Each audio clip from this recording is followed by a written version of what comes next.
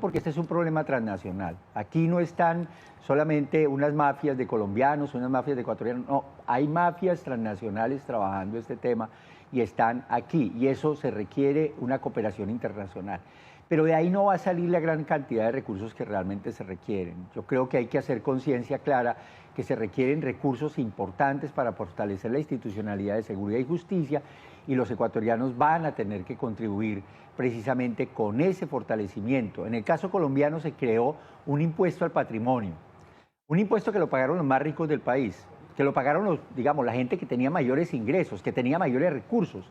Y ese impuesto fue el que posibilitó el fortalecimiento de las instituciones y que el Estado lograra equilibrar esa lucha que se tenía contra estructuras criminales. Yo creo que, y particularmente no se hizo solamente contra el tema del narcotráfico, nosotros teníamos otro problema grave, que era el fenómeno de las guerrillas.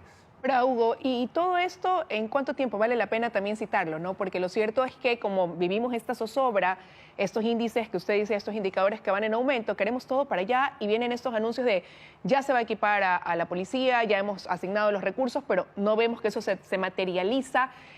Meses atrás, un viaje de una comitiva a Israel, ya estamos trabajando en que llegue lo que acordamos con Israel. Se dice también meses atrás vamos a lanzar este plan Ecuador, vienen visitantes de Estados Unidos, pero en la práctica no se ve el resultado de todo eso. Entonces, quizás recordar cuánto tiempo les tomó a ustedes en Colombia también.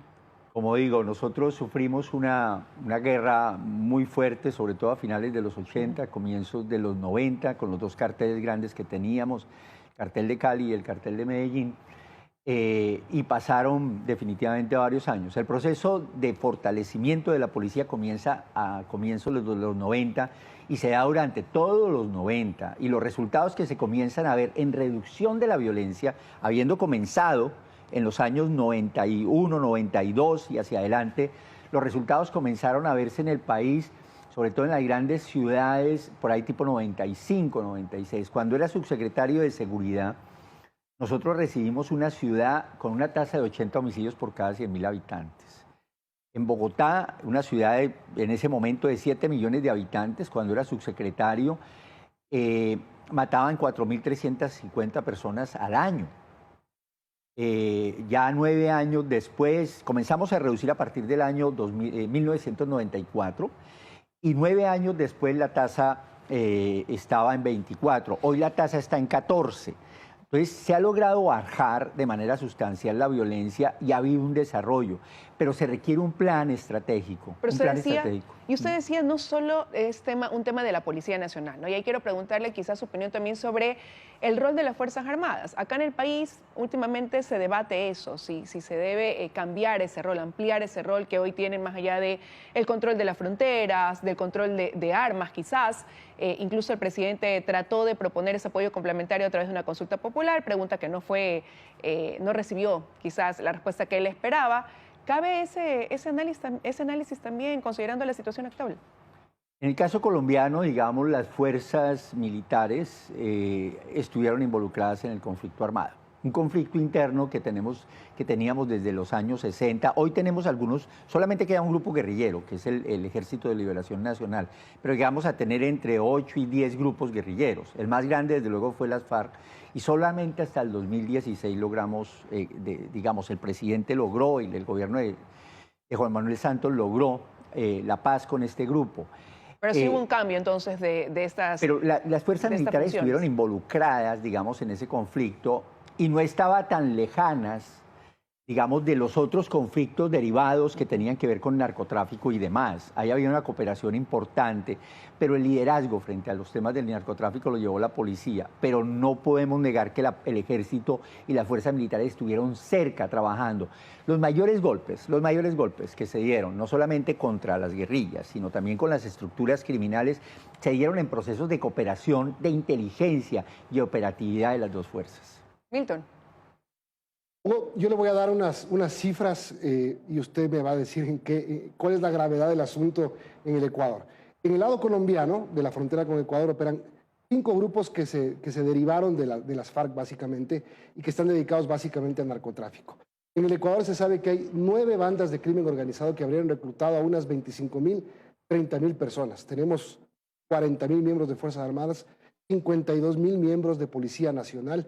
Tenemos una tasa de 18 por cada 100.000 habitantes en asesinatos. En Esmeraldas la tasa supera el 48 en este momento. Va a terminar siendo una de las 10 más violentas del mundo. ¿En qué estamos? Son cifras que preocupan y son sobre las que hay que trabajar. O sea, el objetivo es cómo se logra en primera instancia reducir, digamos, esa violencia homicida, y hay que concentrar los esfuerzos precisamente donde se está presentando los mayores incrementos. Yo creo que ahí hay que hacer un esfuerzo conjunto entre las distintas unidades de seguridad y justicia. O sea, yo insisto sobre el tema de justicia. El tema es dónde está la fiscalía, qué se está haciendo desde el punto de vista de la investigación criminal, qué están haciendo los jueces, cuáles son las reformas que se requieren. A veces siempre nos quedamos, es que tenemos que hacer una reforma a la justicia y ahí nos demoramos varios años. Con lo que hay se puede trabajar, con lo que hay se puede trabajar.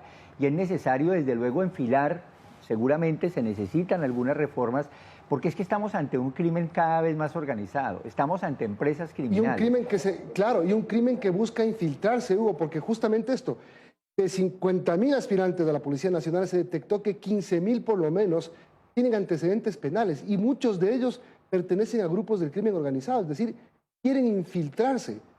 Además, aquí se está pensando aumentar el número de policías, pero hay un requerimiento que pide con desesperación la fiscal general del Estado por 500 y pico de fiscales más.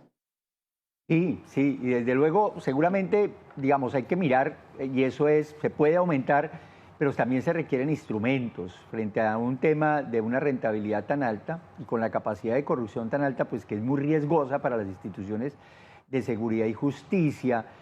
Hay que trabajar precisamente en el atacar digamos, las rentas criminales, en cómo atacar el lavado de activos, cómo efectivamente mirar, no solamente quitarle los recursos a estos criminales que están, digamos, dedicados a estas actividades, sino cuáles de esos recursos están beneficiando a algunos servidores públicos deshonestos que terminaron en corrupción, y el Estado en eso debe ser contundente. En el caso de las fuerzas, debe haber un trabajo de contrainteligencia para saber quiénes están, digamos, quiénes han sido corrompidos, porque eso hay que detenerlo en algún momento y atacarlo, pero también hacia afuera, qué otras personas, qué otras instituciones y qué otros sectores están involucrados en esto. Esto no son solamente unos grupos criminales que se están enriqueciendo, no.